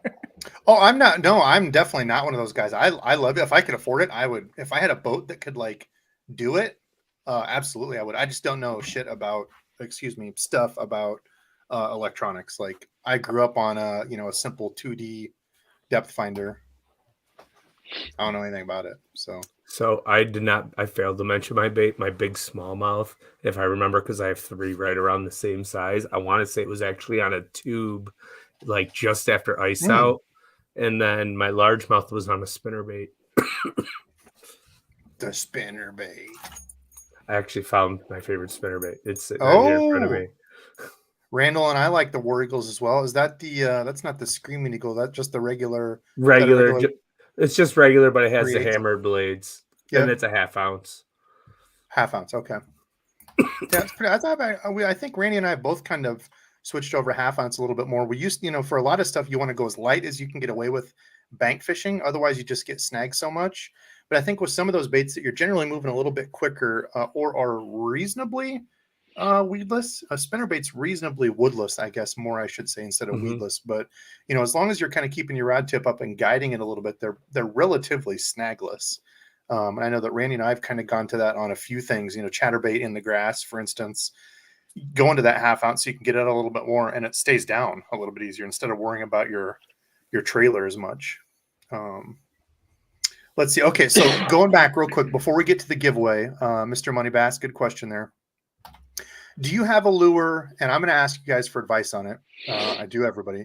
Do you have a lure that you feel like should catch fish and that you're intrigued to use, kind of playing off Bailey's, but if you want to admit you have no idea what the hell you're doing with it, I will. Or you just like you feel like you know what you're doing with it and you can't catch bass on it. So mine for sure is a wake bait. And I'm not talking about like the big jointed wake baits. Any of the big stuff like 8 inches or over, I don't even know what the hell it is. I throw them, but so I'm talking about like a little like KVD 2.5 or any sort of wake baits like that. And my reasoning is, and Randy and I have talked about this. Why would I ever go to something like that when I could just go to like a whopper plopper or a frog in a lot of these cases? And if they're eating that, I would never go over to wake bait. And if they're not eating like the plopper or frog or walking bait or whatever I think should be working, I tend to go subsurface, kind of like Bailey was saying. I'll just throw a crankbait or a chatterbait or something. So I guess first question is wake baits. Have you guys had success on them? When do you throw them? And then second part of the question is, do you have a bait like that where you're like, man, I feel like these should work and I'm just not good with it? Andy? I had a box of Ima Rumbas because they're like the greatest wake bait ever made, and I never caught a fish on them. And I haven't thrown a wake bait in probably 6 years because I'm the same way. I'd rather throw a buzz bait or a walking type topwater than a wake bait. And treble hooks and topwater crankbaits scare me when it comes to fish coming up and smacking them. When I do get bit on anything that's like close to the surface on treble hooks, like subsurface, I always get terrified because a lot of times it's just reactionary and they slap at it, in my opinion. So I try not to throw them. I know Bailey loves them, and he's caught a lot of fish on wake bait, so he can answer it better than I can. Really, I think it's just a timing deal. I mean, I think the way I fish them around almost the same way I do a spinnerbait. In terms of, I like to fish it around like very short, precise casts around targeted structure, whether it's laydowns or edges of grass. But like if it's an early morning thing and they're on hard cover up shallow, that type of deal around docks, that type of stuff, it's just something different if they want to eat it on top water versus throwing a mag draft or a spinner bait, something along those lines. Okay. If there really isn't anything crazy to it. I mean, I think there's people that could definitely talk to it way, way better than I can. And I don't go crazy. I just throw that 6 cents. I think it's the speed wake. And I just throw it around like cypress trees and stuff, like I was in Louisiana throwing it. And you can either burn it or you can kind of crawl it. And it's just kind of like a targeted presentation. That makes sense. I've kind of heard of that from a number of people saying, you fish around almost like you would a popper in the summer, around some of those, that shallow cover and stuff. Or I remember who it was that was talking to us about that, Randy. They said, those times where they're just not blowing up on top water, they're just kind of coming up and swiping on it, getting that bait just subsurface just enough where they can kind of come up and like side swipe it. Kind of made sense too. But yeah, that's what I've heard from other people, Bailey, kind of a short targeted bait type deal. Yeah. But do you guys have baits that you throw that you're like, man, I throw this and I just don't, I know Andrew kind of said the wake bait too, but yeah, I'm kind of embarrassed to say it, being that I grew up on a sluggo, but yeah, I don't know, for whatever reason, I suck with a fluke. Don't know why. This last fishing season was the first time I've ever caught a fish on a fluke. Ever. Really? Yep. And I think there's 20 plus years fishing. I think they're so interchangeable with a stick bait. I mean, you can find stick baits anywhere. And for a lot of the times, unless they're really keyed in on bait fish, I feel like they do a lot of the same thing. They've got that either that slow kind of downward spiral or that slow kind of, wobbly. Yeah, for me, dude, I just I can't get with a jerk bait, it's a lot easier to get a cadence down. Whereas like with the fluke, I can't get a cadence. I feel like I don't know what it should look like. And I don't know. For me, I never see a time where I should throw that over like whether I can throw in a Texas rig Senko or swim a worm. Like, I don't know. I realized this year there's a lot of people that did really well on the Hobie series that were throwing a fluke, and it's like a way more widely used bait than I had realized. And I got my butt kicked on it, and I need to learn how to use it. But like I try it, and I feel like a dummy every time I do it because they'll twitch it a couple times and it comes over the comes out of the surface of the water. I'm like, I just feel stupid throwing it. I just don't catch them. I don't know. Maybe I'm kind of the same, like, because there are people who are in the fall that are like, okay, in the fall, are you throwing a soft jerk bait or a hard jerk bait? And I'm like, that's never a question. Like, I'm a hard suspending jerk bait guy 100% of the time, and fishing like a soft jerk bait like that, it's like, it's not something I do. I'm fishing like around shallow grass and like grass lines and stuff in the summer. But yeah, there's definitely different ways to fish it that I haven't got into as well. So that's a really good point. Okay. Yeah, good old fluke. I hate that thing. The only time, and it's funny, I say I hate them, and it's the only spinnerbait trailer I use. So I do have a purpose for it. And chatterbait trailer too. Yeah. I love it as a chatterbait trailer. Yeah. Great chatterbait so trailer. Real quick, we'll get into a couple other questions here. # serious. And Randy, this isn't just to block you out down there on the bottom. Sorry, brother. Love you. Yeah, no worries. It's fine. Hellabass did say that you can move me around whenever you want to. So if you wanted to, I don't know how to do that. Never mind. It's you just click on it and move it. No big deal. Go ahead. Oh, you can. Well, there you go. I'm definitely not technologically savvy. There we go. So # serious for a couple custom baits and a little bag of goodies. But G-Fan with the $10 bomb. G-Fan, I will toast to that. Thank you, brother. Stay safe, everyone in Buffalo area. Prayers. Love the podcast, Serious Angler. Cool. Thank you. Love. Thank you. And that's the cool thing that like so many people that watch all of our different things, whether it's like me or Love or me or Love.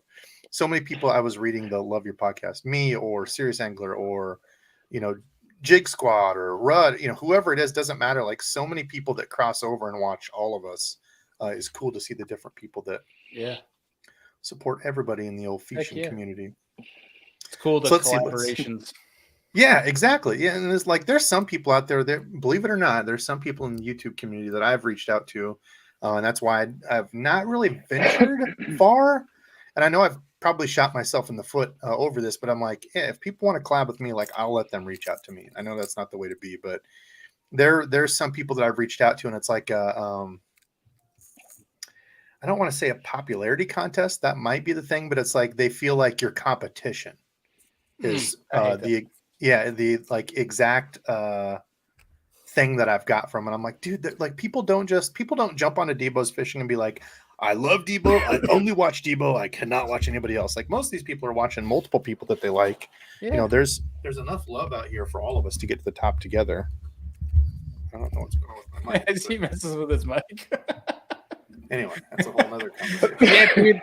Dude, that's the part where it's like, there's some people that talk to Andy and I about it. They're like, oh, like there's this new podcast coming up. Like you guys, like you pissed about it? Like, no. Dude, the more, like, I mean, we come at it like, yeah, there's a lot of fishing podcasts, but honestly, the more fishing podcasts means there's more people that are getting other people that might not be a podcast person into podcasts. And then therefore they start exploring, they find us. That's the more, the better, in my opinion. I mean, look at YouTube. Everybody says YouTube's saturated, but then you see a person that starts a YouTube channel and blows up within months. Sure. Right. It is saturated, yes, but I think it's good for the space in general. And like, and fishing is one of those things like, so people will dog on, people will dog on anything, but also # serious if you guys want to get entered. Dude, what the hell? We only have 100 entries. Let's get that up. We need to get like close to 150. People will dog on anything, but they'll say like, oh, this video is overplayed, or, so many people have done this, or like, I wouldn't even necessarily say like a competition thing, but it's like, fishing is weird because it's one of those things where, there's only so many ways you can do stuff. And it's a lot about how you present it and how you do it. And even though it might be the same video somebody else has done, like I might do it a little bit differently and share my story to help somebody else that connects with them. Yeah. And for anybody that's like, oh, you do a fishing YouTube, right? I don't know if you guys have got you're doing a fishing podcast. You're just doing it for the money. Like there's a bajillion other YouTube things I could do. And I guarantee I would make a lot more money putting my time into than fishing stuff. Yeah, so people might be very loyal followers that want your perspective on a subject. Right. It's not regurgitated, it's just different perspectives. Right. Yep. So I was kind of Debo has talked about it time and time again, how he wants to start a ASMR channel, dude. And like there's a guy lotion on feet and things like that. I get weirded out. You always say that stupid crap. Is So that there's like a guy I sound watch. thing where people get like super close to the? Yes. Well, there's different They kinds. get okay, super so- close and cover their mouth. And Dude. No, you are into that creepy stuff. So That stuff there's freaks me out, man. no. Okay, so there's a guy that cleans shoes. His name's Angelo Shoeshine. Shout out to Angelo. He's my brother. Love. No, he's never seen me, but I fall asleep to this guy shining shoes. Like he just like there's no talking. It's just cleaning shoes. Weird as it may sound, it puts me to sleep. It's like Bob Ross back in the day. I used to love watching Bob Ross at night on PBS. Out, dude. Out. You can call me old. Listen, I'm an 80s guy. Oh, that's my favorite thing about you now. You fall asleep to shoe shine. Dude, I love it. I'll listen to Nice a guy and clean relaxing. shoes. It's serenading. Just I'm gonna fall asleep to frog hook sets, so just braid just gonna. Oh, that get me way too excited. That would be the opposite. My wife would have to watch that because I'd be all hot and ready, and I'd be like, "Oh my gosh, frog hook sets all night." You're sleeping, you're just sweating because you just hear Yeah. braid singing in your sleep. Oh, fuck. I'm so hot. She's like, "Are you watching that frog footage again?" Oh, sorry. I'm my phone. He's like like Yeah. trying to. What are you Where's the watching? remote? Oh, Oh my god, where's the not remote? I frog gotta turn it off. I wasn't watching anything. you got me laughing into a coughing fit. Sorry. So I didn't know this was a thing. I actually had to talk to my wife about this. I didn't know that there was like people into that and like people selling foot pictures. Dude, I didn't even know this was a freaking thing. Like Now not we know how judging. Debo fills his fishing obsession. He's got an OnlyFans for his feet. yeah, dude, I will. If the fishing thing doesn't work out, I'm going into shoe shining, and then my OnlyFans is just pictures of my feet. So I've got it all covered. I can make a lot more. His OnlyFans is called Not Debo. Yeah, definitely not Debo. So anyway, oh my gosh, I am sorry, guys. We've gone down that The comment from South Jersey fisherman, What is the FBI one. FBI raids your house, goes through your search history for catching ASMR shoe shining. Yeah, I know it's some weird stuff you'll see around here at DEBO'S house. Dude, I don't know. Yeah, it's like the old Bob Ross stuff, dude. I used to love watching Bob Ross back in the day. Just like that sound of his paintbrush on the canvas, like the cutting Anyway. sound. yeah, his blade thing where he would like make the little mountains in the trees, cut the trees. I don't know. Hammer's got a good point. Say, The old Bill Dance bloopers, yeah, those.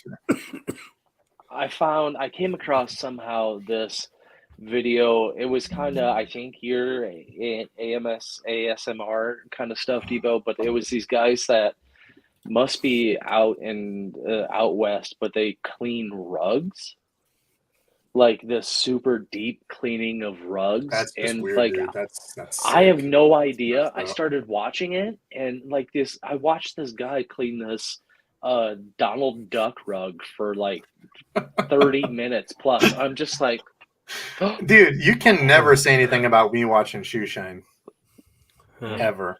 You just I'll shot show you yourself in that your own Donald foot. Duck rug, dude. That thing is amazing. All right, let's see. We're at 114. I'm going to draw real quick. Let me just make sure I am sharing on.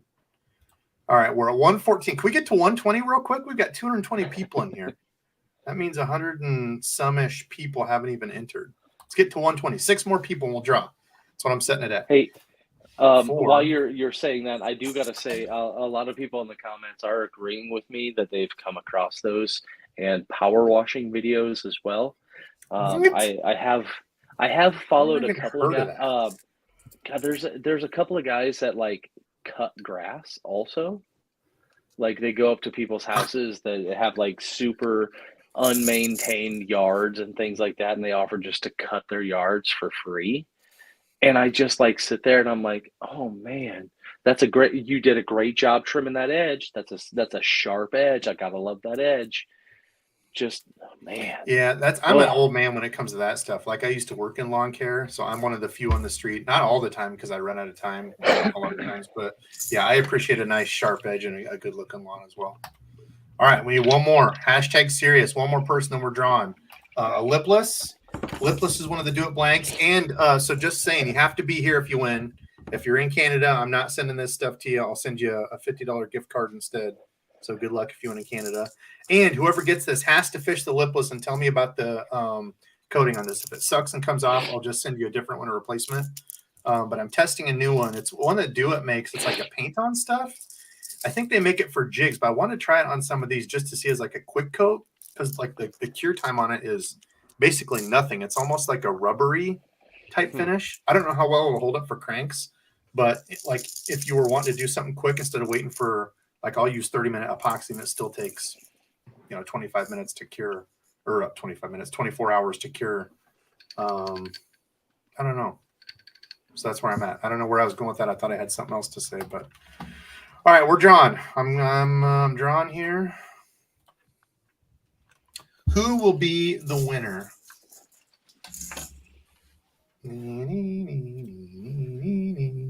Bass. What a name. Who found the YouTube name and got that locked in of just Bass? That's fantastic. Maybe he's a guitar player and it's bass. Again, back to the potato. Bass bass. Speak up if you're here. I'm watching. Yeah. I'm looking. Are you here? Okay, so let's get into. I don't know how long you guys have. If we can do just a couple more questions, then we'll get out. He is. He's there. 9 on the button. He's here. 9 on the dot. Where is he? 9 on the dot. He's here. I did. LOL. Okay, Bass. If you could please send me an email with a copy of a screenshot of your YouTube, so I know it's you. Because I have had people trying to get free stuff and just sending me things saying, "Hey, I want, send me stuff." Screenshot of your YouTube, and then of course your name and address, and I will get that sent over to you. DEBO'SFishing@gmail.com. All right, let's do a couple questions, and we'll let these gentlemen get out of here. I know Andrew's struggling a little bit. I appreciate you jumping on. I'm good, man.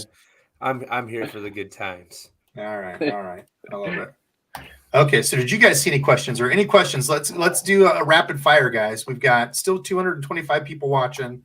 Hour and a half in. I love that you guys still stick with us.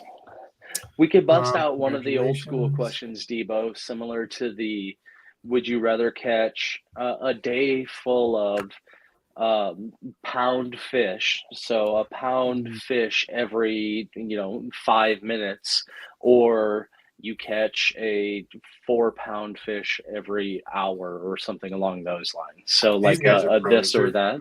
4-pound fish every couple hours. Yeah. I will struggle my brains out for 5 bites to have a shot to win a tournament. If I want to go catch numbers, I'll just go to Lake Erie and pull up on any current break, and I can catch 100 1-pounders in a day. It's just I don't want to do that. I'm always trying to find the biggest fish in the lake. Okay. I like that mentality, that whole idea of, you know what you're going out there for if you're going to a specific area versus so if you were to go out fun fishing, would you go after the big fish or would you go after the numbers? Big fish.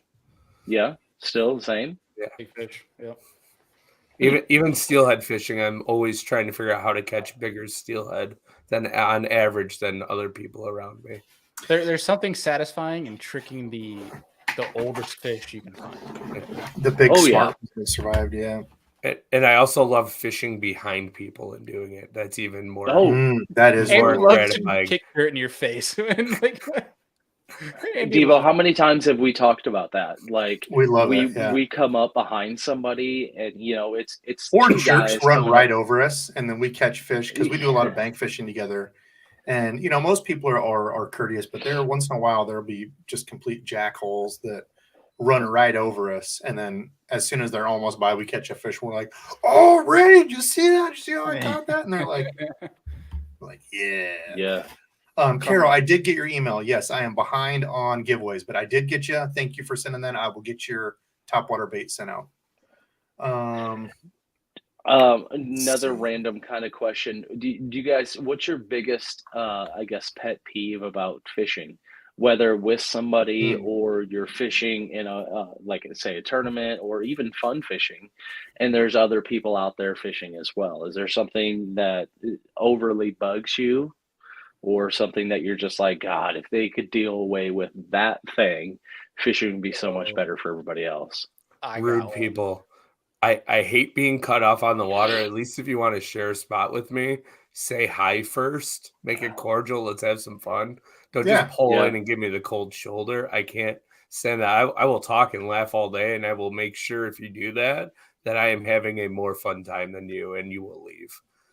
We say the exact same thing. Like there's like really weird people that will just like, again, going back to bank fishing, that'll literally just roll up within like 2 arms lengths of you and start casting. And it's like, what the hell? Then you get like the old dude that's like got his bucket and minnows. He's like, hey, care if I fish out here with you? We're like, come on, feller, go for throw it. it out Yeah. there. Yeah. Like if you're gonna like roll up on me and you're like if say because I bank fish all the time basically, and if I have a jetty on lockdown, I have my bag sitting on the shore, I got like 6 rods next to me, the whole nine. I have that jetty. That jetty's kind of mine, if that makes sense, because I got there and I'm fishing it. If you want to roll up and be like, "Hey man, you mind if I, throw some stuff? I'm going to throw it over here this way. I know you're fishing over there, vice versa, whatever." If you want to go ahead and do that, that's cool. I have no issue with that. But if you're just going to be like, head down and just roll up on me and just, I'm casting, right at your lure. Yeah. How about this is one? the part that's super interesting about fishing, and part of it I like, part of it I hate. Is it's good. Like we all need to be teaching. But there's some people that are really good about being patient and they ignore when they get cut off and stuff. But I don't think that actually really helps in the long run. Like, right. I'm big on trying to help teach like just a simple ethics. Yeah, be nice and educate. Yeah. The people that like take it like there's ways you can go about it, right? And if you're nice about it and like you try to teach, I like the people that it can actually be teachable. Then there's the people that like call you Karen and stuff. Like when you start talking, like when you try to, help along, like, hey, I'm okay with you doing that, but just like for future reference, this isn't like the most polite thing to do when you're on the water, especially if you're both fishing, yada yada. Then they go lay into you, like, I'll do what I want. So I hate the line of you don't own the water. I hate that line because it's so cliche now. Well, I posted but you also don't have to be a jackhole. So, dude, if I had $1 for how many comments I had on a TikTok that I posted a pontoon boat like running over my line while I was fishing, the amount of you don't own the water comments I got, I could have quit my job and be full time. Saying that to you, like because you were upset about it? Yeah. Saying I was like Karen because I cared more about fishing than someone running over my line. So that's dumb as hell. Yeah. It's called being courteous. That's all it is. Big pet peeve I had out of this whole walleye situation was the amount of media outlets that talked about fishing finally.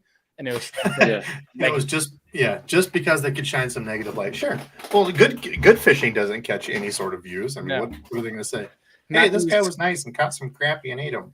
Yeah, I mean, dude, there's great stories like in our industry of like taking a veteran's beaten up boat and completely overhauling and like giving this dude some badass rig. And that doesn't get talked about, but these guys cheating does, and it's just it's like you see those feel good stories of like, it was this person was a lifetime angler, and it was their final wishes to go out and fish, blah blah blah, and they arranged it some way, shape, or form to take them out there and like virtually like a gurney or like a hospital bed to cast one more time to catch another fish. That stuff's awesome, but bring it up when there's negative light, which is super trashy. So Fatty, we're gonna run into. I think it's Fatty is how you say it. Fatty, the one bait you go to when all else fails. Do you guys have a crutch bait? That Okashira we talked about. Oh, okay. For anybody just joining, I want to try this. I've actually not thrown one yet. I've had people recommend them. I know there's a couple guys in the river that throw them out here and crush the smallmouth, but I've not come into it. It's also like there's going to be some exceptions though, like on a small dirty cypress lake, like I was on Louisiana. I mean, I'm probably not going to throw that. Just for like the snags and the blade and the hook. Yeah, it's not like ideal. But I mean, I'm sure it'd work. But yeah. Debo, what's your answer? Do you know what mine might be? So usually it's a weighted wacky rig. So I'm not big on just a weightless wacky rig, but like a 16th or even up to an 8th, depending on how deep I'm fishing. A weighted wacky rig I don't think gets talked about enough because anybody can take a stick or take a hook and put it through a stick bait and wacky rig it, but dude, there's just something about a weighted whack. It accentuates that movement. You can fish it a little faster. It's almost like power fishing a finesse bait, and I feel like it still gets the bites. So I don't know, Andrew, how about you? So I have two. When it comes to smallmouth, it's a flatworm on a drop shot. You just can't beat it. You will get bit on it, especially in the Great Lakes. But when it comes to largemouth fishing, I need to slow down. High sun, bites tough. I'm almost always flipping a Rage Menace grub with like a 5/8 ounce weight and a 3 or 4 straight chain cook on 50, 60 pound braid. So just like Texas rigging, are you really getting your bites on the fall, or are you dragging it? A lot of times it's on the fall, but I'm hanging it there, like just above the bottom or holding it on the bottom and shaking it. And it's just, I found it's a really good way to get bit for largemouth when nothing that's else. honestly not one that I throw as a standalone. To me, that's a trailer. Yeah, you know, so it works. It makes it a small little compact bait, and they eat it really good. That makes sense. Really good bait to punch with too. Yeah, I'm not a punching guy. Like, I mean, we have thick stuff around here, but like anytime I see thick stuff, if I can even potentially get a blow up on a frog, I'd rather just frog for 17 hours than punch. I will say though, I was that guy until several years back. I started punching, and the first one that shakes the entire mat when you blow through it will change your mind. Oh, dude, I'm sure. I know it's a boat thing too. Like from the bank, it's really hard to punch and bring stuff back to you from the bank. See, I'm going to argue that it's easier to punch from the bank. Really? Especially if it's bank grass that's matted. Yeah. You got that solid ground. Like if say you're in deeper water flipping towards matted grass, I mean, you're worried about boat positioning, all this stuff. Whereas like from the bank, it's super easy. Yeah. I feel like the tough part is from the bank. Like once you get caught down in this stuff and like trying to bring it deep through that stuff to you, it's like a one and done. And then like you're destroying everything as you bring it back to you is what I've noticed. That's fair. Yeah. 100% I suppose it depends on what vegetation too. Like if it's a lot of like standy, sticky up stuff that you can get through, you know, horizontally, that would definitely make a difference. That's a technical term right there. The standy, sticky up stuff. Yeah. We have a lot of that. Like, I don't even know what you call it. We call it skunk weed because it stinks, but like the really fingery, like just thick stuff. And like it's hard to like run it through it. Debo 902 from Mike Dove. Check that question out. Okay, hold on one second. People have pointed that out to us. Sorry. Want to get to Dave real quick. $10 bomb, brother. I appreciate that. I'm out of drink, but actually I've got one sip left. I'll drink to that. That's called bayou fishing. I think every angler needs 180 degrees and 50 yards. My man. Like a full cast worth, right? Like a full cast. Like you shouldn't roll up on somebody within their full cast, like a reasonable full cast, not like a ounce and a half bomb it as far as you can cast. If it's a tournament and I don't know you like who you are and you start getting close, I start casting at you to like non-verbal. That's what I do. Yeah. That just like to show you, hey, this is my like space. Yeah. Yep. Yeah. We had a day, literally me and Randy, where we were casting and these guys watched us and literally rolled up in front of where we were and put their backs to us. So like, oh, we don't. And I didn't even mean to, but I just kept casting and caught one of their lines. And I'm like, sorry, man. I'm like, I've dude. literally been standing here casting in this exact same spot. He wasn't even that far. He was less than 50 yards. I could have hit him. I could have hit his boat with a cast. I like it easy, like a soft little mellow cast. Yeah, I don't know. I love the method of David. If I don't see you, you don't see me. The anglers that just don't look at you. Yeah, like I'm turned. My back's to you. I don't even know you're there. No, you clearly saw me here, so I don't know. Yeah, just be courteous. Like that's the thing. And I feel like that's a thing in society now is like being kind to people is weak. Like if you're kind and nice to people, it's weak. Like it's so much harder to be nice to a jackass and show your power that way than it is just to be a jerk, you know, in return. Like just be nice. Like, there's no reason to be a jerk most of the time. Just be nice. Yeah, God, it's really unfortunate how many times or how many different stories we have. Somebody about being a jackass out fishing on the water versus somebody like being awesome or being cool, you know, to you. Like the biggest one for me, Debo, is the time that I was out pitching a jig out on that point Granted, it was directly next to the launch, so there was the boat launch over here to your left, and I was out on this point, and I'm fishing this, and I see this bigger bass out there, and I'm like, okay, I catch this fish, and all of a sudden, this dude just comes and floats over the top of it, like in his boat, and he's like, "What are you trying to catch with that big old lure?" And I was like, well, that fish down there, and he's like, "You probably scared it away with that big lure." And I was like, well, either that or it was the boat that just cruised The over top boat of that it. just I don't know. literally drove over where I was I fishing. love that, dude. That comment, especially with people that throw big swim baits when you're out there. They're like, you get people in pontoon boat stuff. They're like, "You going shark fishing with that thing?" Yeah. Yeah, crazy. Did you see they found bull sharks in this lake? Really? Yeah, you better watch out. They What? found sharks in here. And they're going swimming. Like, yeah, you did. better believe Yeah, it. you better watch out. Yeah, it's crazy. You Floating should on dangle the- your toes down there. Yeah. The pike, some of the pike had actually mutated and turned into bull sharks. Anyway, Have you actually seen though, like talking bull sharks, like how far up the Mississippi they can actually get? yeah, I have seen that. Yep. One of the few Like sharks all that- the way, right? Oh yeah, they'll actually they'll go get into past St. freshwater. Louis. Yeah. Yeah, they've said that they'll actually go into freshwater to, I don't know if they lay eggs or if they give live birth, however that, because like some sharks lay in like a cocoon deal or something. Anyway, they say they'll go up into like freshwater to have their young, where it's like more protected. And like, obviously, like nothing that's gonna mess with them in there. But yeah, kind of crazy that they can live and do that. Yeah. Nature's weird, dude. Nature adapts. Mike Dove, fan of the channel, Mr. Thunderhawk himself. One of the guys, good dude. He said, quick question for everybody. We're creating new drop shot worms. What colors do you all like? You ain't making green pumpkin. It ain't going. Yeah. Green, some sort of green pumpkin. Green pumpkin, watermelon red, and then something morning dawnish or grape. And that's where I'm at. Depends. Is he talking about drop shot worm for smallmouth or largemouth? Because that changes things. I don't know. What would you say? What are your differences? So I'll go quick because, and this is another question I wanted to ask, and I didn't even get to it. What's one rig you fish and it catches fish and it's good, but you hate it? For me, above anything else is a drop shot. I would like. I'd rather peel my fingernails off than have to fish a drop shot.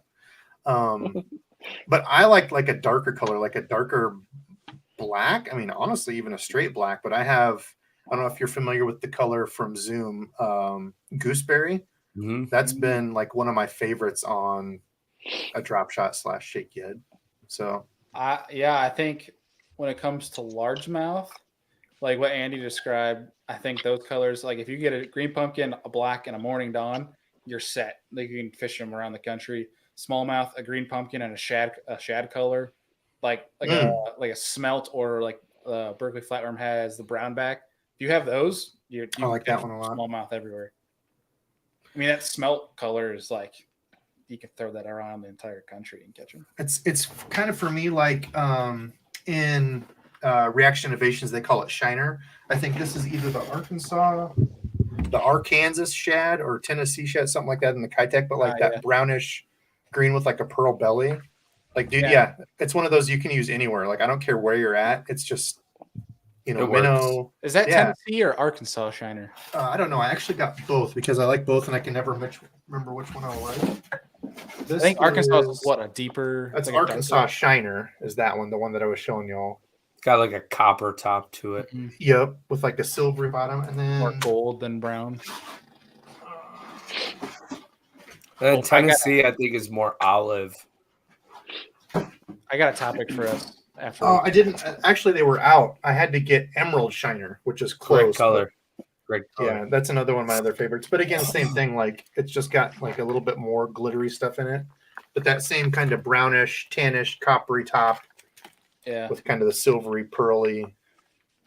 But I don't know. Yeah, and in drop shot, I don't. I honestly don't throw like a shad bait fish color. Oops, knocking everything over a lot. But that smelt one, I think, or brownback, whatever it's called in the power baits. I do like that flatworm a lot. Mm-hmm. I'll say on you're talking about the baits you hate throwing. I love getting bit on it because the bite itself is fun, but I hate throwing it as a hair jig. Because it's nothing there. Like you're just reeling, and then it all of a sudden, dunk. I just feel dumb throwing. I've never thrown a hair jig before. Honestly, I have a few. I don't know where I came across them. So Are you talking like the chicken rig, like the bigger ones, or are you talking like a little sorry. like small ones? The small like marabou, Okay. for smallmouth. The bigger ones are fun because you could burn those like fish them like a scrounger and get throttled on that thing.